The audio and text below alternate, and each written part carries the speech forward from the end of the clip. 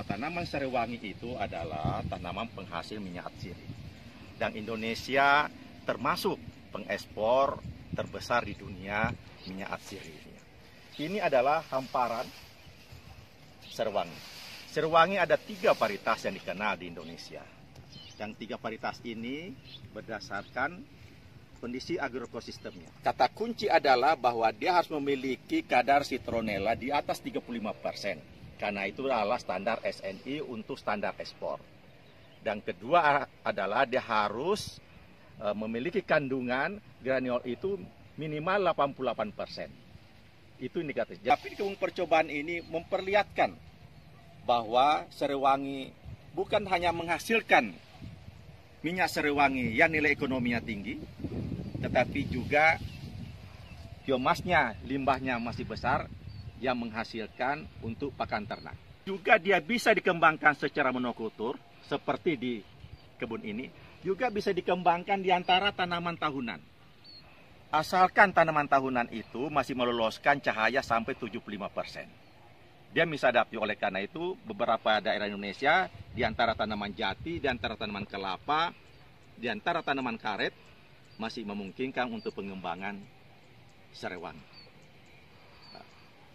Dan secara ekonomi, dengan harga sekarang ini dengan tingkat produktivitas yang seperti intensif yang KP Manoko ini sampai 60 ton per hektar, dan kadar minyaknya sampai 1,5% bisa mencapai 500 kg citronella, dengan harga sekarang ini adalah yang rendah, tergolong rendah sekarang 200.000 per kilo, maka 1 hektar bisa diperoleh harga 100 juta rupiah per hektar.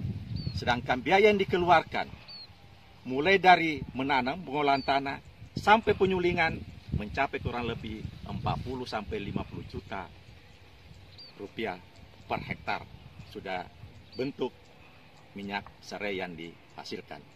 Belum lagi dihitung berapa hasil yang diperoleh karena sebagai pakan untuk hijauan ternak.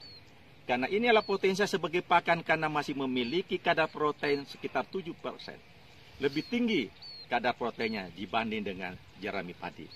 Apalagi Badan Litbang mengeluarkan teknologi fermentasi untuk daun serewangi sehingga mampu meningkatkan kadar protein di dalam limbah serewangi itu sehingga sangat potensial untuk sebagai pakan ternak. Ini adalah suli multifungsi.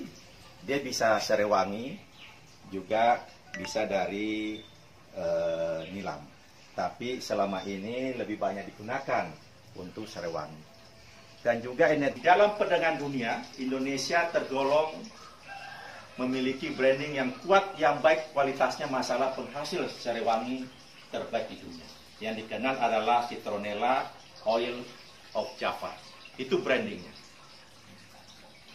Dan rendemen kita kurang lebih sudah mencapai 1,5% rendemennya.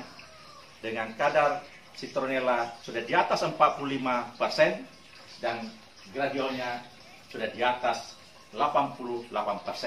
Semua sudah memenuhi syarat SNI, syarat untuk kualitas ekspor. Jadi itu yang diperoleh. Ibu bisa lihat kejernihannya. Ini jalan terus. Dia punya minyak serewangi. Kenapa banyak permintaan serewangi di dunia? Selain untuk parfum, kosmetik, farmasi, ya kan, juga dikembangkan untuk biopestisida. Jadi Badan Litbang Kementerian Pertanian kita sebagai peneliti juga sudah menghasilkan beberapa biopestisida, apakah itu fungisida, bakterisida, di dalam mendukung untuk kesediaan pestisida yang ramah lingkungan.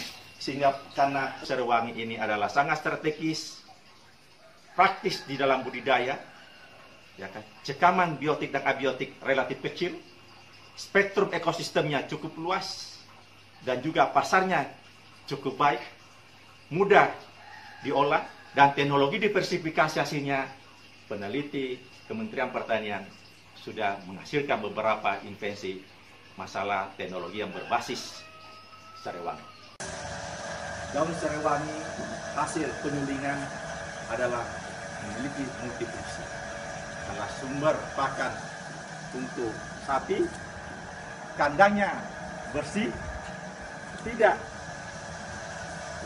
berbau, adalah yang ada aroma sariwangi, juga kulit sapi mengkilap, dan juga dia punya produktivitas susunya adalah cukup tinggi. Nah, di sini adalah kurang lebih 50 hektar. Salah satu hasil dari pengelolaan budidaya sariwangi, hasilnya adalah biogas. Biogas ini tentunya dari hasil biomas, hasil penyulingan daun sariwangi tadi menjadi minyak sariwangi dan citronella oil, maka menjadi pakan ternak menghasilkan kotoran dan itu ditampung menjadi biogas.